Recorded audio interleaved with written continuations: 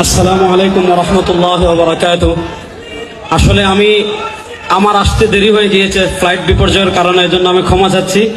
এখানে আমাদের আমিরে জামাত আছেন, তিনি গুরুত্বপূর্ণ বক্তব্য রাখবেন। আমি 1 মিনিটে 2টা কথা বলে শেষ করব। প্রথমে একটা কথা আমি বলি, আল্লামা জাহিদ কাউসারী রাহিমাহুল্লাহ তাআলা মাকালাতুল কাউসারীতে একটা প্রবন্ধ লিখেছেন, হুকমু মুহাওয়ালাতি ফাসলিদ্দিন আনিদ দাওলা। অর্থাৎ কামাল পাশার কথা বলেন, আহমদ কামাল আতাতুর্ক কামাল পাশার কথা বলেন, জামাল আব্দুল নাসেরের কথা বলেন, যারা সেকুলারিজমের দিকে ধাবিত হয়েছিল অথবা আরবি জাতীয়তাবাদের দিকে ধাবিত হয়েছিল, তারা তৎকালীন যুগে ইউরোপকে দেখেছে। ইউরোপ যখন ধর্ম থেকে রাষ্ট্রকে আলাদা করেছে, ইউরোপটা কিছুটা এগিয়ে গিয়েছে। এটার কারণে তারা প্রভাবিত হয়। ওই সময় মুসলমানদের ভিতর 2টা চেতনা ছড়িয়েছিল, একটা হলো আরবি জাতীয়তাবাদ, আরেকটা হলো সেকুলারিজম।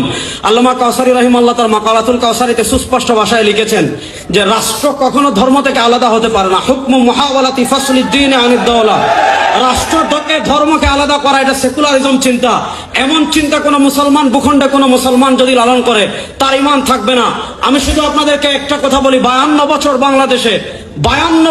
বাংলাদেশে যখনই রক্ত দেওয়ার প্রয়োজন হয়েছে, এদেশের ইসলামপন্থী মুসলমান রক্ত দিয়েছে, কিন্তু আমাদের মাথার উপর কাঁঠাল খেয়েছে আরেক জামাত।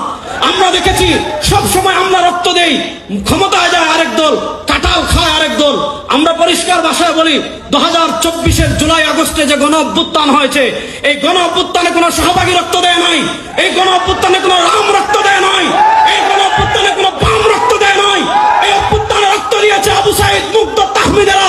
সুতরাং এবার বাংলাদেশে আর আমরা মানুষের কোন তন্ত্রমন্ত্রকে দেখতে চাই না, বাংলার রাষ্ট্র ক্ষমতায় আমরা ইসলামকে দেখতে চাই।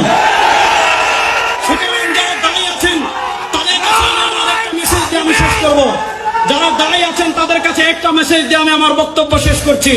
আমাদের ভিতর আকীদাগত ইখতিলাফ থাকতে পারে, আছে, কিয়ামত পর্যন্ত থাকবে।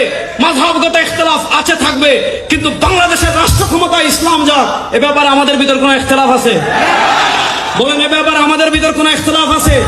সুতরাং যারা দাঁড়িয়ে আছেন, আমি আমার ব্যক্তিগতভাবে এই জুলাই আগস্টের পরবর্তী যত জায়গায় আমি বয়ান করি, ইসলামী রাষ্ট্রের রূপরেখা কি হবে, ইসলামী রাষ্ট্র যদি ইমারতে ইসলামে প্রতিষ্ঠা হয়, মানুষ কি কি অধিকার পাবে, বিধর্মীরা কি কি অধিকার পাবে, সুশাসন কিভাবে প্রতিষ্ঠা হবে, ইনসাফ কিভাবে প্রতিষ্ঠা হবে, এই বিষয়গুলো যদি আমরা সাধারণ মানুষের কাছে তুলে ধরতে পারি, সাধারণ মানুষ সেকুলারিজমের দিকে কেন ধাবিত হয়, সাধারণ মানুষ ডেমোক্রেসির দিকে কেন ধাবিত হয়, সাধারণ মানুষ কমিউনিজমের দিকে কেন ধাবিত হয়, ব্যর্থতা আমাদের, আমরা ইসলামের সৌন্দর্য এখনো তুলে ধরতে পারি নাই। আমি সবাইকে অনুরোধ করব, আগামী 1 বছর আমরা যেখানে কথা বলবো, ইসলামী রাষ্ট্রের রূপরেখা তুলে ধরবো।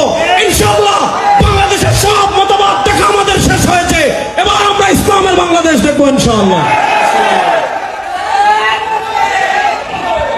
আলহামদুলিল্লাহ। যারা দেশে কোরআনের শাসন চান, তারা ভিডিওটা বেশি বেশি শেয়ার করুন। আসসালামু আলাইকুম।